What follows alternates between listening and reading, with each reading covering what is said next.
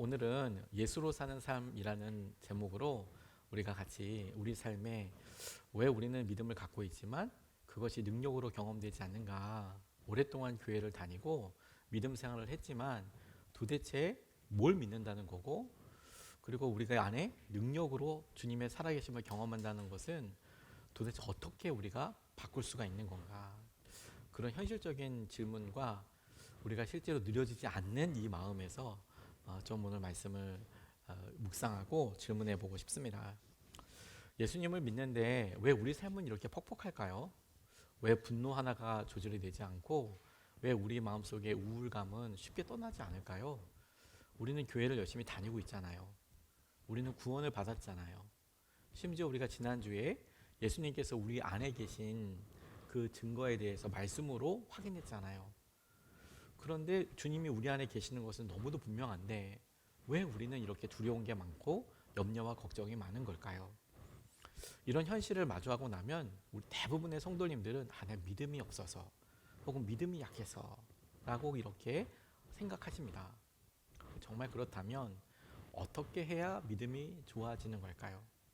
우리가 갖고 있는 믿음이 주님이 우리 안에 계신데도 그렇다면 도대체 우리의 믿음이 바뀐다는 것은 어떻게 해야 한다는 걸까요? 오늘 핵심입니다. 그것이 우리가 예수님을 믿고 나서 예수님이 우리 삶에 계시는가 중요한 질문이지만 한 걸음 더 나아가서 그런데 우리와 함께 하시는 그 주님은 우리 안에서 주인이신가, 이 질문을 해야 한다고 싶어요. 우리가 단순히 예수님을 믿고 있는 것입니까? 이게 구원받는 믿음이라면 주님께서 우리의 삶을 다스리고 계십니까? 예수님께 우리의 삶을 맡겼습니까? 라는 질문에 대한 대답은 우리가 예수님을 믿는 믿음의 사람으로서 오늘 경험하게 될 능력과 은혜와 평화의 중심이 되는 일이라고 싶습니다. 오늘 갈라디아서 2장 20절 말씀은 아주 단순하지만 명확하게 주님께서 당신을 통하여 이루신 영적인 진리를 우리에게 이야기하고 있는데, 첫 번째로 우리가 주목하고 싶은 것은 예수님이 우리 안에 계시다면 그 주님은 어떤 모습으로 계신가와 관련된 것입니다. 주님이 손님으로 계시는가, 아니면 주님께서 말 그대로 우리의 주인이셔서 우리의 삶의 결정권과 주도권을 가지고 계신가, 실제로 우리가 그렇게 이끌림 받고 인도함 받고 있는가 하는 것이지요. 가나의 혼인잔치를 떠올려 보면 그곳에 예수님도 그리고 예수님의 어머니 마리아도 초청을 받아서 가나의 혼인잔치 함께 있었던 사건을 우리가 다 기억하고 있습니다. 이스라엘의 전통적인 결혼식은 7일 동안 진행이 됐는데 이 기간을 쉐바 브라코트라고 합니다. 그래서 그대로 설명하면 7개의 축복이라는 의미로 7일 동안 결혼식이 진행이 됐습니다.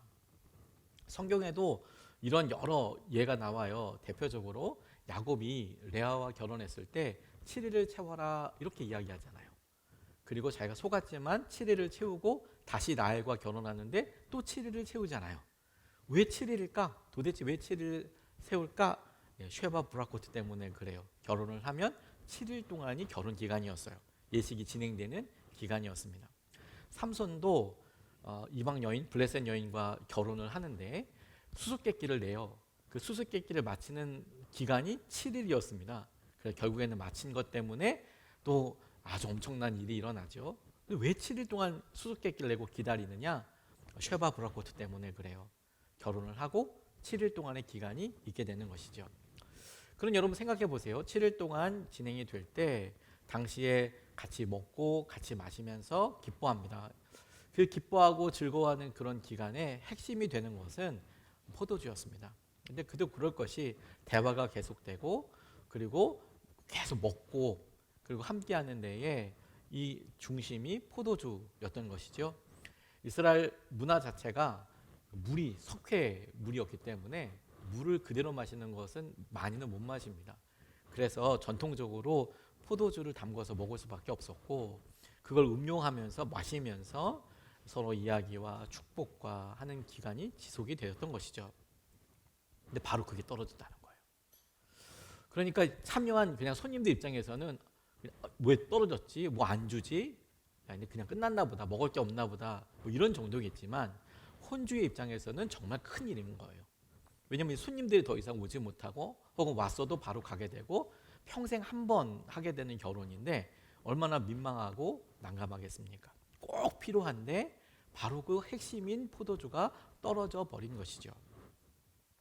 저는 주님께서 요한복음에서 첫 번째로 보여주신 이 기적은 믿음 생활을 하는 우리에게 예수님이 그곳에 함께하고 계시지만 그럼에도 불구하고 누려지게 되는, 왜 우리 삶의 기쁨과 그리고 꼭 필요하다고 생각하는 포도주 같은 그게 없나? 왜 우리는 믿음 생활을 하는데 우리의 삶이 유지될 수 있는 포도주인 재정이 없고, 왜 건강이 없고, 왜 믿음이 떨어지고, 주님 이것만 있으면 진짜 행복할 것 같아요. 자녀요, 자녀.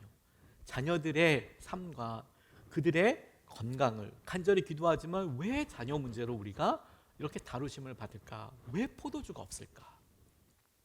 예수님이 안 계시기 때문이 아니라 예수님은 분명히 그곳에 계시지만 오늘 가나의 혼인잔치에는 손님으로 계시기 때문에 그렇습니다.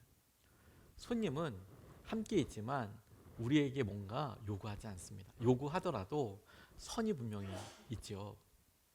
제가 단기 선교를 가서 그곳에서 정말 기쁨으로 단기 선교팀을 환대해 주시고, 그리고 식사 대접해 준다고 이렇게 해 주시고, 그리고 한결같이 저한테, 저희 팀한테 그렇게 얘기해 주세요. 편하게 하시라고, 편하게 드시라고, 편하게 드시라고, 편하게 주무시고.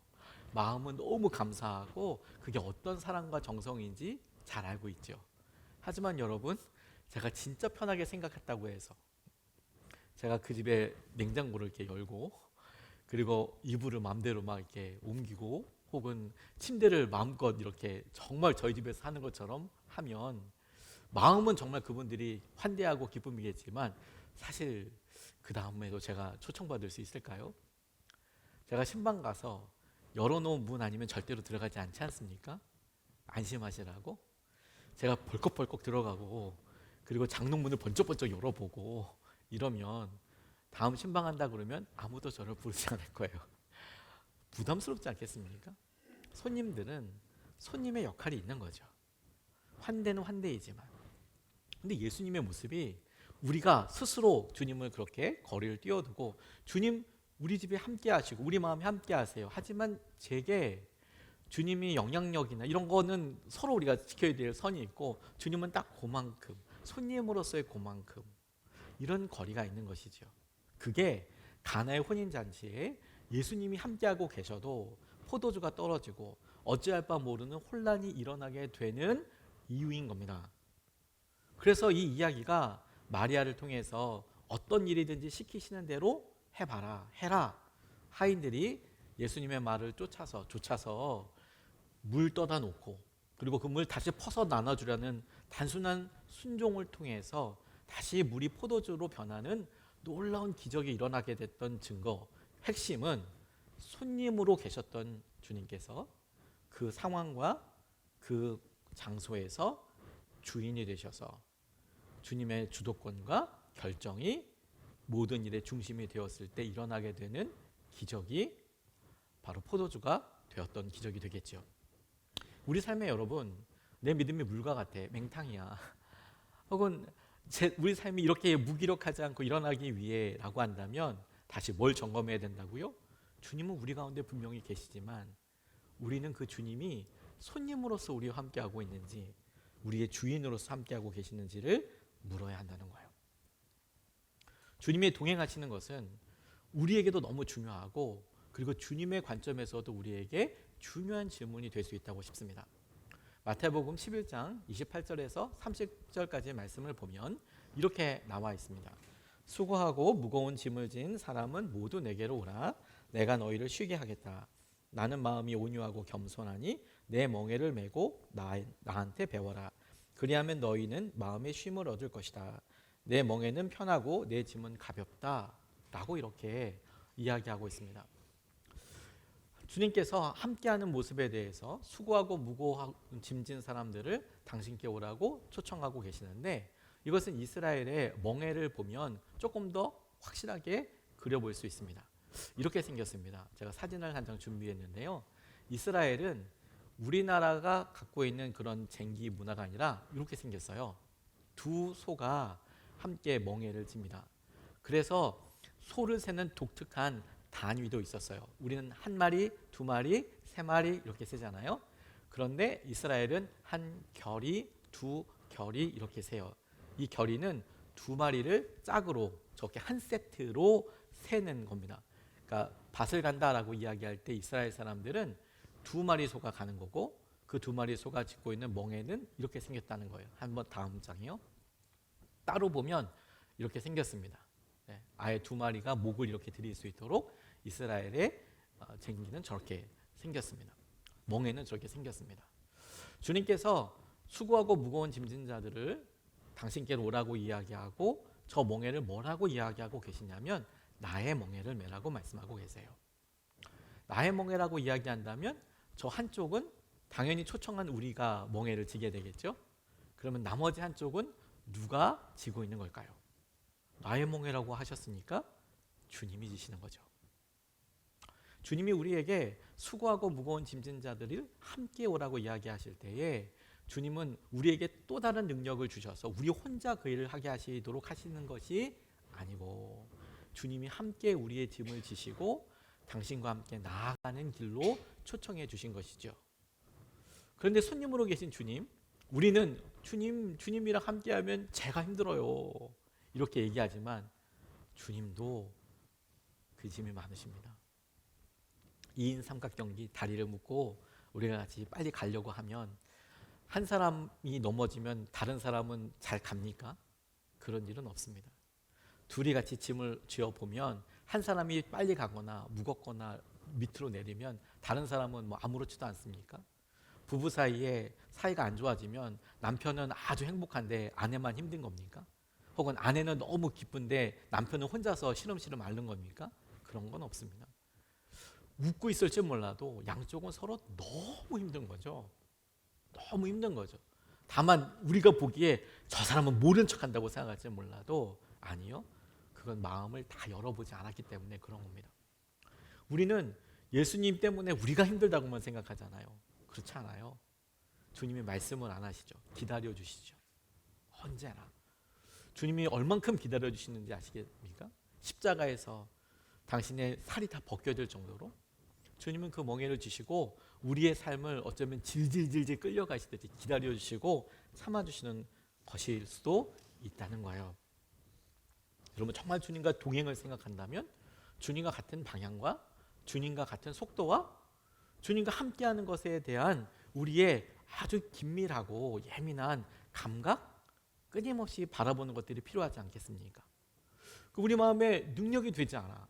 그건 어느 순간에 우리가 주님을 손님처럼 혹은 주님의 의견을 전혀 생각하지 않고 그냥 그렇게 우리 편한 대로 살았다라는 거예요. 주님이 그래서 저희들 마음속에 슬픔이 참 많으실 것 같습니다. 어느 전도사님이 본인이 주님과 함께 이렇게 살아가는 삶을 생각하면서 주님이 정말 우리 교회 집에 계실 텐데 자기 본인의 가정에 계실 텐데 어떤 모습이실까라고 생각해 봤는데 주님이 굉장히 정말 집에 함께 하신다면 불편하시겠다라는 생각이 들었답니다. 왜냐하면 이 젊은 전도사님네 부부가 부부싸움이 많았거든요. 부부싸움의 이유가 대단한 건 아니었고 아침에 아이 어린이집을 이렇게 보냈는데 그럼 보낼 때 좀 도와주면 좋잖아요. 애가 세수도 해야 되고 우리 아이들이 학교 가야 될 시간, 어린이집 가야 될 시간 되면 1시간 전에 일어나서 예쁘게 혼자서 세수하고 양치하고 기다리는 것은 주님 오실 때까지 불가능한 일이지 않습니까?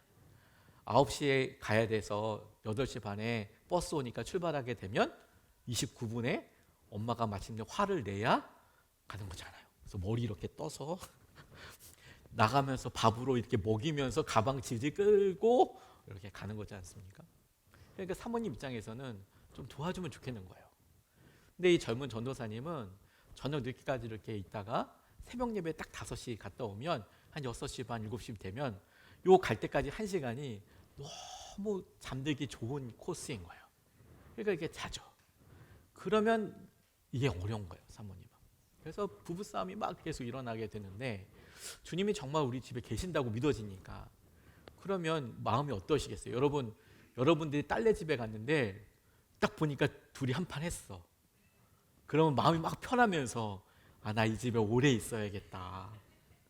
덥죽덥죽 시켜주는 거 잘 먹어야겠다 이런 생각이 드십니까? 자녀분들 기억해 보세요. 부모님 딱 보니까 한판 하셨어. 느낌이. 근데 다음 날도 비슷해. 근데 철딱서니 없이 그 가운데서 뭐 먹자 어디 나가자 이러면 그냥 말로 좋게 할 거 등짝 스매싱이 그냥 날아오는 건 아니겠습니까? 그거 여러분 아직도 모르세요? 근데 이분이 그렇게 기도하다 보니 그래 그럼 주님이 함께하고 계신다면 주님도 너무 민망하시겠다. 어떻게 하면 주님이 기뻐하실까? 이렇게 질문해 보고 그래 내가 1시간 반이지만 내가 그러지 말고 좀 아내의 마음을 주님의 마음으로 좀 살펴보면 좋겠다. 당연히 들었어야 될 생각이 들었어요. 주님이 하신 일이 분명한 게 남자가 철이 든 거죠. 이건 주님만 하실 수 있는 거예요. 그래서 잠자지 않고 애들 좀 일찍 깨워서 본인이 깨워서 엄마가 화내야 일어날 애들을 엄마가 좀 아빠가 이렇게 좀 깨워서 강제로 야 화장실 가. 그래서 세수도 시키고 뭐 양치시키는 게 엄마 시키는 거 마음에 차진 않을지 몰라도 일단 양치를 했다고 치약 향을 풍기고 나오는 그런 일을 하게 되는 거죠. 그러니까 엄마도 사모님도 이렇게 있다가 젓가락에다 좀 갔다 오고 밥 먹을 때 좀 이렇게 같이 하고 본인이 가방 들고 애 버스까지 좀 데려다 주겠다고 봉고차까지 어린이집 봉고차까지 이렇게 데려다 주고 그렇게 일주일을 이렇게 했대요. 근데 그래서 아무 무탈하다 집이 조금 평안해졌다 싶을 때가 됐어도 체력이 한계가 있잖아요. 새벽 예배 갔다 와서 자기가 꼭 하려고 그랬는데 침대에 옷을 그대로 입은 채로 그대로 엎어진 거죠. 이럴 때도 마음과 생각은 항상 깨어 있잖아요. 애들이 그럴 때 꼭 일찍 일어나서 꼭 그럴 때만 일찍 일어나서 아빠하고 침대에서 막 뛰고 그러는데 이 전도사님은 애들이 구차는 게 아니라 엄마의 설거지 소리가 들리는 거죠. 엄마가 들어와서 화들짝 또 난리를 내겠다 이런 생각이 들면서도 일어나지 못하는 이 연약함 다 들리지만 피곤하다 이러고 있는데 갑자기 아내가 조심스럽게 들었더니 야 아빠 피곤하셔 깨셔 나와 그리고 데리고 나가더라는 거예요. 아니 이런 일이 우리 집에 가능한 거야? 이분이 이렇게 생각하시며 문득 주님 생각이 날 때 주님이 지금 우리 집에 계실 때 어떤 모습으로 계실까? 부부싸움이 한참 정말 대단할 때에는 아마 얘들은 불러놓고 이래. 그리고 구석이나 바깥에 나가서 이렇게 있었을 법한데 지금은 아주 편하게 소파에서나 혹은 식탁에 이렇게 앉아서 너무 편안한 마음으로 계시지 않을까. 여러분 우리 마음속에 예수님이 함께하고 계십니다. 믿으십니까? 그 주님은 능력의 주님이십니다. 믿으십니까? 그러면 그 주님은 여러분 안에서 편안하십니까? 그 주님은 여러분에게 능력의 하나님이 되십니까? 우리가 믿음이 없어서 주님을 능력으로 경험하지 못한다는 말은 어떤 면에서는 맞는 말일 수도 있을 것 같아요. 어떤 의미에서 그게 맞는 말이 되냐면 주님이 능력이 없으시고 말씀이 능력이 없는 것이 절대 아니고 그 능력의 주님이 우리와 함께하고 계셔도 손님이에요. 우리에게 말씀하셔도 우린 듣지 않아요. 우리는 듣지 않아요. 손님들한테 뭐 먹고 싶냐고 물어보지만 이미 메뉴는 결정되어 있어요. 그냥 차려준 거 맛있게 먹어야죠. 이거 먹고 싶었다고 얘기해야 되는 거죠. 주님이 우리 삶에 그렇게 계신다는 겁니다. 주님이 우리를 복 주시길 원하고 우리가 행복하게 원하시는데도 불구하고 우리 삶이 실제로 짜증 충만하고 걱정과 염려 그리고 두려움이 가득한 이유는 딱 한 가지예요. 우리 안에 주님이 주인이 아니시기 때문이죠. 그럼 뭐가 주인이냐? 우리는 우리의 성질머리로 살아요. 우리의 성질 충만해서 그 성질을 자아라고 하는 겁니다. 자아라고. 우리의 욕심대로, 우리의 계획대로. 주님이 뭐라 말씀하셔도 꼼짝도 하지 않을 만큼의 어마어마한 성질머리가 자아가 우리 가운데 우리의 왕자의 떡하고 버티고 있으면 하나님의 역사는 절대 일어나지 않습니다. 하나님의 평화도 있을 수 없어요. 그럼 어떻게 하면 우리의 왕자에서 우리가 내려와 주님이 다스리게 될까요? 다스리시게 될까요? 당연히 말을 설명드렸지만 어떻게 하면이라고 물어본 이유는 저와 여러분들이 이미 말씀으로 답을 알고 있기 때문인데 누려지지 않기에 그렇습니다. 당연히 주님이 주인이시면 되지. 알고 있잖아요. 그리고 주님께서 다스리시면 되겠지. 그런데 왜 안 될까? 이게 사실 진짜 문제 아니에요? 아는데 안 되는 거잖아요. 하고 싶지 않은 것도 아니에요. 어떻게 하면 됐냐고요. 근데 성경은 진짜로 우리한테 진리로 말씀하시기를 어떻게 하면 되냐라는 질문에 이미 이루어졌다라고 말씀하고 계세요.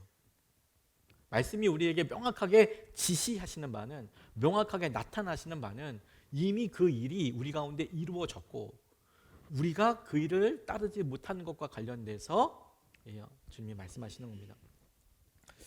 갈라디아서 2장 20절 말씀이 이렇게 증거합니다. 나는 그리스도와 함께 십자가에 못 박혔습니다. 이제 살고 있는 것은 내가 아닙니다. 그리스도께서 내 안에서 살고 계십니다. 내가 지금 육신 가운데서 살고 있는 삶은 나를 사랑하셔서 나를 위하여 자기 몸을 내어주신 하나님의 아들을 믿는 믿음 안에서 살아가는 것입니다. 주님께서 우리를 위하여 십자가에 죽으셨고 우리도 죽었다라고 나와 있습니다. 성경은 죽었다고 나와 있는데 우리는 의심하죠. 언제 우리가 죽었냐? 안 죽었는데. 우리 마음속에 성깔과 성질머리는 이렇게 시퍼렇게 살아있는데 주님은 이렇게 말씀하십니다. 로마서 6장 3절 4절 말씀이 우리 가운데 일어난 죽음의 순간에 대해서 이렇게 증거하고 있습니다. 6장 3절 말씀을 보면 세례를 받아 그리스도 예수와 하나가 된 우리는 모두 세례를 받을 때에, 언제? 세례를 받을 때에 그와 함께 죽었다는 것을 여러분은 알지 못합니까? 4절 그러므로 우리는 세례를 통하여 그의 죽으심과 연합함으로써 그와 함께 묻혔던 것입니다. 그것은 그리스도께서 아버지의 영광으로 말미암아 죽은 사람들 가운데서 살아나신 것과 같이 우리도 또한 새 생명 안에서 살아가기 위함입니다. 우리가 언제 죽었냐고요? 세례를 받았을 때 죽습니다. 죽었습니다. 세례를 받았을 때. 마치 우리가 계약서를 쓰고 이건 이미 나의 소유가 되었지만 우리는 계약서를 믿지 않고 우리의 느낌대로 여전히 우리는 힘들고 어려운 삶을 사는 것과 아주 비슷한 것이죠. 성형수술 하시는 의사분들이 환자들한테 그렇게 이야기하신다고 그래요. 우리가 성형수술을 크게 하면 눈썹 약간 이렇게 하는 거 말고 성형수술을 좀 각 잡고 하면 본인의 얼굴을 혹은 본인의 몸을 내 몸이라고, 내 얼굴이라고 완전히 인식하는데 21일이 걸린대요. 신기하죠? 아침마다 거울 보고 놀란다는 거예요. 이렇게 봤나? 이런 생각을 한다는 거죠. 21일이 걸린대요. 차라리 붓기가 오래가는 게 나을 수도 있겠네요. 거꾸로 안타깝지만 절단 사고가 나면 그러면 우리의 뇌가 여전히 그 신체의 일부분이 있는 것으로 그대로 있다고 생각을 해서 그렇게 반응한다는 거예요. 이건 역시 21일 정도가 지나야 이게 내가 더 이상 이게 없구나, 이 부분이 기능을 안 하는구나 라는 것을 뇌가 알아차린다는 거예요. 우리는 딱 그와 같은 삶을 살고 있습니다. 하나님께서는 이미 우리에게 세례 받을 때 너의 옛사람은 내가 죽은 것으로 여기고 그때부터 새 사람이라고 여전히 받아주고 계시지만 우리는 그렇지 않은 거예요. 마치 입양된 자녀들이 모든 준비를 다 끝내고 지금서부터 너는 내 아들이야, 오늘서부터 너는 내 딸이야, 그렇게 사랑으로 모든 것을 받아주신 부모에게 이 아들과 딸만 못 믿는 거죠. 난 좋은 애야, 나는 자녀가 아니야. 이것이 우리가 하나님 아버지와 함께 살면서도 두렵고 어렵고 힘든 이야기이며 우리의 믿음의 실상인 것이죠. 여러분, 하나님께서 이미 여러분들을 새로운 사람으로 받아주셨습니다. 우리는 그 믿음으로 사는 거예요. 이럴 때 이 죽음이란, 내가 주님을 믿고 따르는 이 죽음이란 결단이 아니라 주님의 말씀을 사실로서 내가 받아들이는 거예요. 계약서 그대로 받아들이는 거예요. 이 말은 조금 더 쉽게 그렇게 말씀하시는 하나님의 말씀을 그대로 믿는 거예요. 우리가 고아라면 우리를 부모여서 내가 너의 아버지야, 이제부터 내가 너의 엄마야 라고 불러주시는 부모님의 말을 믿는 수밖에 없잖아요. 그대로. 그리고 대하는 거잖아요. 똑같이. 하나님의 말씀을 그대로 받아들이는 거예요. 이 사실은 우리가 결정한 게 아니고 우리를 자녀 삼아주신 하나님께서 결정하시고 해주신 거니까 우리가 마음을 열어 그렇습니다. 제가 죽었습니다. 이 사실을 내가 인정하는 것이죠. 따라서 죽음은 포기가 아니고 주도권의 이동입니다. 내가 아무것도 안 해. 가만히 있는 것이 아니고요. 십자가를 생각한다. 내가 예수님을 생각한다라는 의미는 이제는 내가 내 성질머리와 내 계획대로 살아가는 것이 아니고 하나님께서, 주님께서 내게 하시는 대로 내가 따라가겠다라고 결정하고 생각하는 거예요. 그럼 놀라운 능력이 임해요. 저는 이 일을 재정으로 경험한 적이 있었습니다. 몇 번 나누기도 했지만 저희 교회를 개척하기 전에 한 6월쯤에 유기성 목사님이 저를 따로 부르셔서 목사님 개척 준비를 하시죠. 기도해 보시죠. 그래서 아멘 하고 기도 시작했는데 바로 몇 주 있다가 다시 불러주셔서 목사님 청빙을 한번 나가보시죠. 이렇게 이야기를 하셨습니다. 청빙이란 다른 교회에 담임 목사로 가는 것입니다. 그러니까 그때만 해도 저희 교회에 뭐 아무런 준비도 없고 이제 저만 따로 6월 달에 기도하고 시작한 바로 몇 주 있다가니까 뭐 예수님의 사람들 교회는 뭐 생각도 없을 바로 그때죠. 마지막 해였으니까. 지방 도시이지만 아주 역세권에 있었어요. 교회 건물도 컸고 주차장도 굉장히 컸고 그리고 넓은 그 주위 사방은 전부 다 지방이지만 유명한 브랜드 아파트로 뭐 거의 가득 차 있고, 그리고 역세권이라고 이야기한 이유가 뭐냐면 걸어서 한 5분 정도, 한 200-300m 정도만 가면 현대백화점이 크게 있고 CGV 같은 그런 어마어마한 건물들이 그냥 뭐 엄청 있는 거예요. 그런 화려한 대도시의 바로 옆에 나가서, 그러니까 마치 어떤 느낌이냐면 지방 도시이긴 하지만 압구정동 느낌? 이런 느낌이었습니다. 그러면 딱 겉모습만 보면 고민할 이유가 없을 것 같지만 실제 내용은 건축빚이 엄청나게 많아서요. 목사님께서 건축하시다가 돌아가셨어요. 그 담임 목사님. 후임 목사님까지 오실 때까지 그 건축빚이 이렇게 많았는데 당시에 제 월급을 하나도 안 쓰고 100년 동안 갚아도 원금을 갚지 못하는 그런 어마어마한 곳이었습니다. 보통 여러 성도님들은 목사님들도 다 믿음이 있을 거라고 생각하지만 고민할 때 비슷한 고민을 똑같이 합니다. 제가 그 이야기를 처음 들었을 때 저는 당연히 안 간다고 생각했어요. 너무 부담되잖아요, 여러분. 어떤 목사들이 뭐 재정적인 이야기 하지만 보통 평범한 목사들은 혹은 저 같은 연약한 목사들은 그런 교회에서 이렇게 가면 와 좋다가 아니라 그렇게 어려운데 제게 큰 액수는 아니어도 사례비를 제가 어떻게 받습니까? 그걸 어떻게 했어요? 그 헌금 11조만 하고 살 수 있겠습니까? 교회가 어려운데 어떻게 목사가 떵떵거리고 살아요? 정상적인 목사면. 그러니까 그 교회 가는 순간 이건 아이들 교육하는 것부터 시작해서 와 저희 생활비가 적어도 100년은 쉽지 않겠다 이런 생각이, 주님 모시는 게 좀 더 빠를 수 있겠다 이런 생각이 드는 거죠.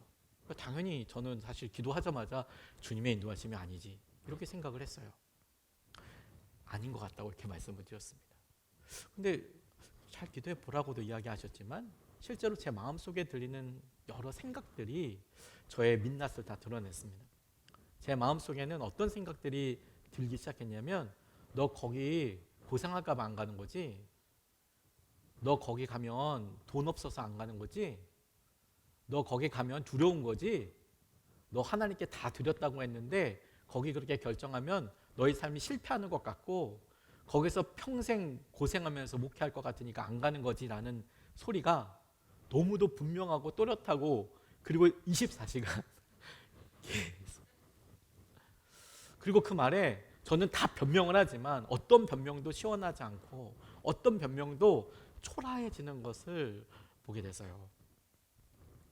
그래서 진지하게 집사람과 다시 이야기를 하고 그리고 기도하기 시작했습니다. 하나님 뜻이면 뭐든지 순종할 수 있고 그게 제 지금도 결론입니다.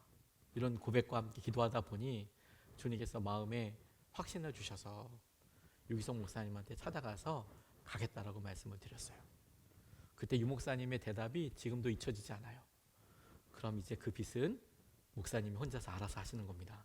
이렇게 바로 그 자리에서 너무도 분명하게 선을 그어주셨어요. 거기 담임 목사님이니까. 근데 여러분, 제가 놀랍게 경험한 게 뭔지 아십니까? 그렇게 주님 뜻대로 순종하겠습니다, 저희 가정이 가겠습니다 하고 나니까 제 안에 드는 사단의 참소 소리, 혹은 저를 비난하는 자책감, 네가 가난이 두려운 거지, 네가 돈이 두려운 거지, 네가 뭐든지 순종하는데 그거 순종 안 되지, 그런 것에 대한 그냥 막 여러 변명거리, 야 이래서 안 되고 저래서 안 되고 아니라 주님 뜻대로 순종하겠습니다, 예 제가 가겠습니다 라고 고백하고 나니 거짓말처럼 싹 사라졌어요. 그리고 놀라운 주님의 은혜가 임하더라고요. 그 은혜는 주님이 그곳에서도 우리를 살려주시겠구나, 아 주님이 나와 함께 해주시겠구나, 주님께서 이 상황을 다스려 주시고 이끌어 주시겠구나. 죽음은 결단은 사실 아니에요. 이미 주님이 우리와 함께 계시는데 그 주님이 우리 삶의 온전한 결정권과 주도권을 갖게 되시는 순간이 죽음이 임하는 순간이에요. 그런데 그 순간은 우리가 경험할 수 없는, 우리가 우리의 힘으로는 경험할 수 없고 우리의 마음으로는 다잘할 수 없는 하나님께로부터 오는 놀라운 다스림과 은혜가 있는 시간이에요. 저는 다행히도 그 교회에서 저를 받지 않아서 지금 여러분들과 함께 이렇게 열심히 목회를 하고 있습니다. 그 교회에서 형편이 너무 어렵다 보니까 교회 빚을 좀 많이 갚아달라고 했는데 저는 그런 능력도 없고 재정도 없고 이럴 때는 가난한 게 진짜 감사한 것 같아요. 네, 그렇습니다. 죽음은 믿는 사람들에게 주시는 하나님의 놀라운 대안이자 축복이에요. 여러분, 정말 힘들고 가정이 혹은 부부 사이의 관계가 자녀들에 대해서 또 재정이 너무 막막하고 미래와 앞길에 대해서 한숨 짓게 된다면 나는 도대체 뭐가 상처받고 있나, 상처받을 수 없는 자, 내 성질머리 붙잡고 살지 말고 예수님이 그것을 다스리시고 가득하시도록 다시 주님을 바라보고 인정하는 것이 오늘 주님이 우리에게 도전하시는 거라요.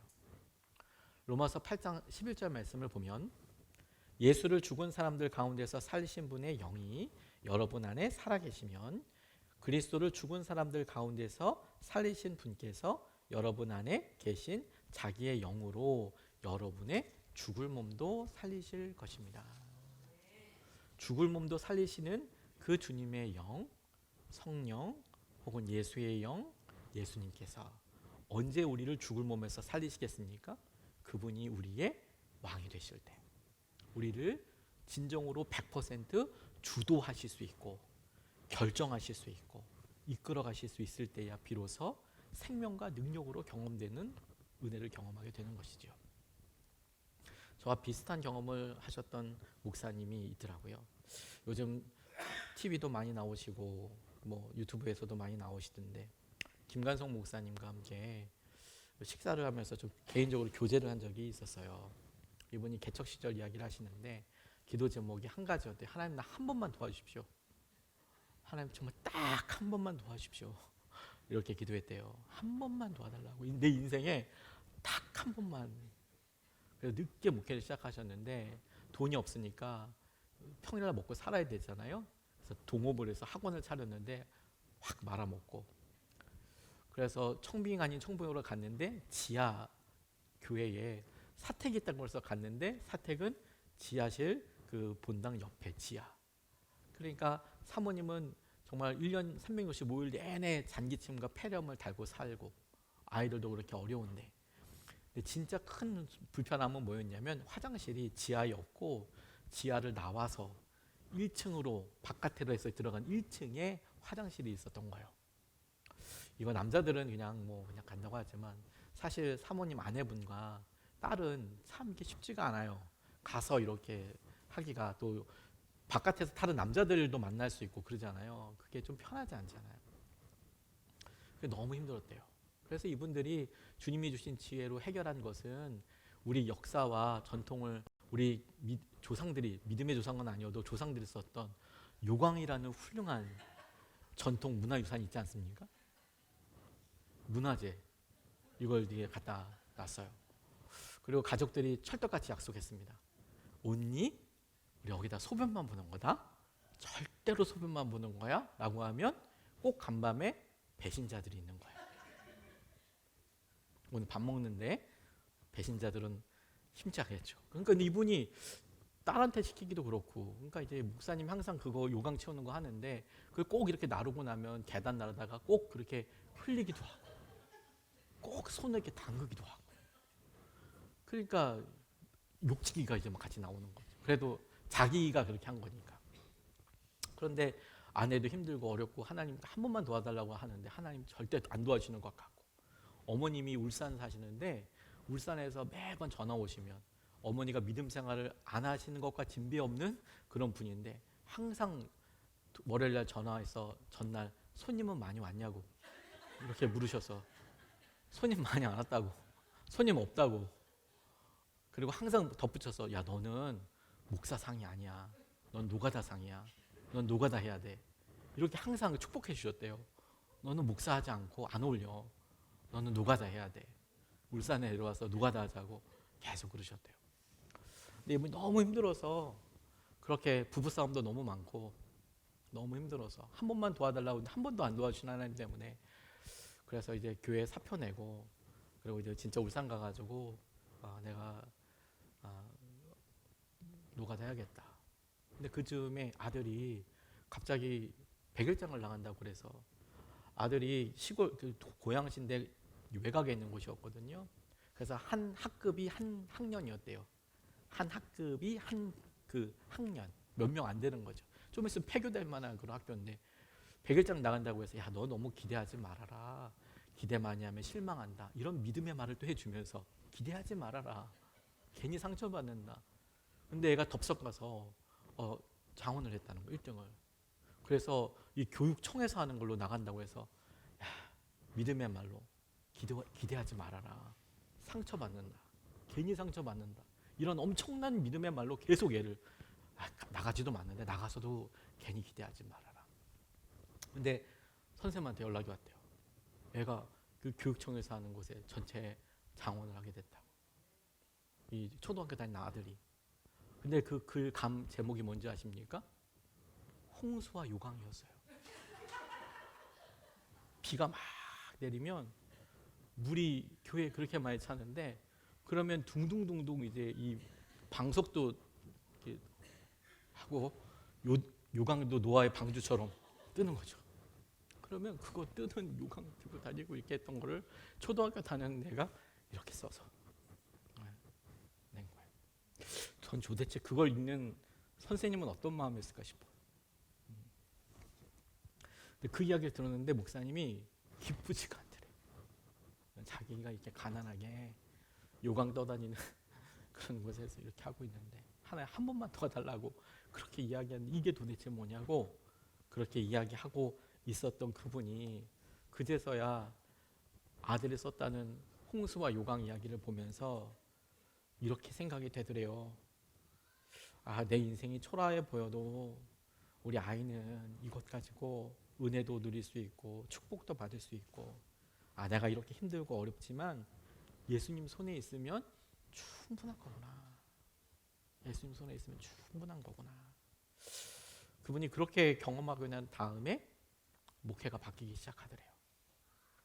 그래서 지금은 열심히 그 교회가 부흥해서 자기 부목사한테 그 교회를 물려주고, 자기는 어머니가 그렇게 오라고 했던 울산에 내려가서 개척하셨어요. 노가다랑이 아니라 개척하고 계세요. 아주 큰 영향력을 주고 계시더라고요. 여러분, 우리 삶이 녹록지 않은 이유는 여전히 우리가 상처받을 수 없는 우리 자아 붙잡고 살아서 그래요. 우리의 삶에 주님이 주인이세요, 이미. 그걸 새롭게 되달라고 결심하자는 게 아니에요. 원래 주님이 주인이신데 그걸 우리가 사실로 받아들이고 예수님으로 사는 거예요. 그 주님이 결정하시도록. 우리가 제일 힘들고 열받을 때, 우리의 가장 밑바닥에 있을 때, 다시 한번 갈라디아서 2장 20절 말씀은 이렇게 이야기합니다. 나는 그리스도와 함께 십자가에 못 박혔습니다.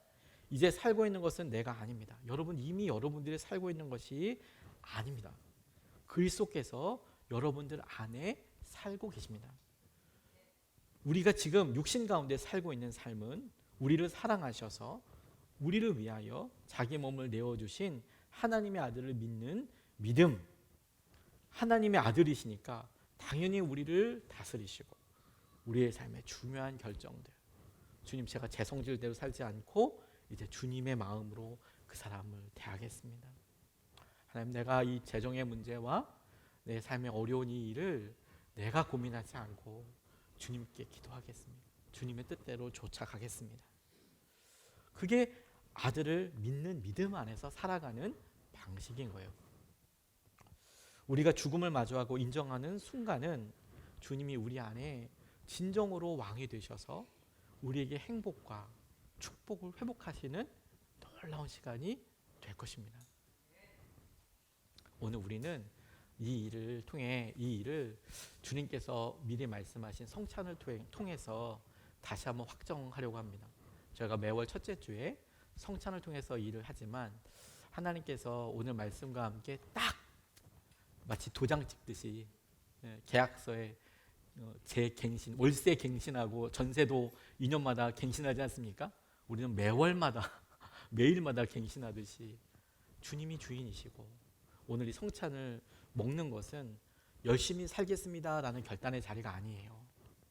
성찬은 이제는 내가 아닙니다. 내 안에 주님이십니다. 이걸 성찬을 먹고 우리가 잔을 마시는 것을 통해 주님 앞에 고백하는 거예요. 결단이 아니라 받아들이는 거예요. 제가 그렇습니다. 우리가 먹는 것은 우리 살과 하나 돼서 이제 분리해낼 수 없잖아요. 세상 누구도 우리가 빵을 먹고 음료를 마셨는데 이걸 어떻게 분리합니까? 예수님이 우리 가운데 그런 진리로 함께 하신다는 거예요. 주님 오늘 우리가 더 잘 살겠다고 약속하지 않겠습니다. 대신 우리 삶의 주인 자리에서 내려오겠습니다. 이 빵과 잔 앞에서 다시 한번 고백하면서 이제는 내가 아니라 그리스도께서 사시는 하는 그런 시간이 되게 해 주십시오.